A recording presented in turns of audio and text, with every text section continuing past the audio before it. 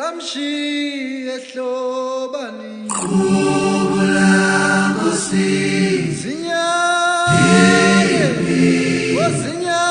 Zinyane Salishiya ehlobani ehlobana we zinyane lendlo Ubulangosi awuyimpi zinyane Salishiya ehlobani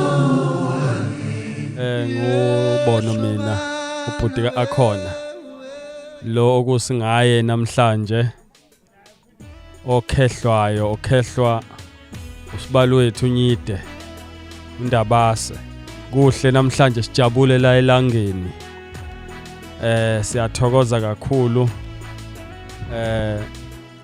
sibungaza indaba kaNkehli okudadewethu ongelamayo siyabungaza nje namhlanje la ekhaya sifinya ngendololwane sijabule sijabule nje ngoba yinsuku ezinhle lezi ezithi masijabule sikhululekile nje la elangeni wonke umuntu njengoba kuMkhehlo uzobe ejabule intombi lapho zobe zomsinisa kukuhle esigcawini abanemali bemchome ekhanda kukuhle esigcawini isini intombi ezobe zimsinisa ngoba uyintombi into uzobe siniswa amatshitshi phaqa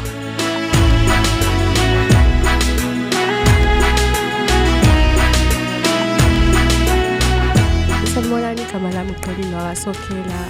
Sanibonani igama lami nguWandile waKaMsizazwe. Alo akhona ngifundile ukuthi ukuyiphatha kahle kubalekile.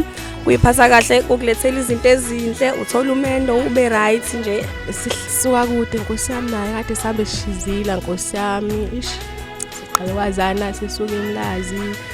Sakoma sitholana ngathi singaba khona lapha ngasemakhaya ke sazama ukuphila siphusha impilo sishizila.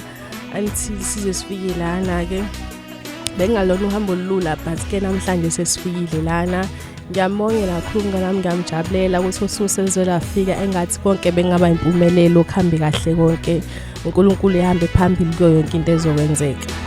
Ngiyabonga.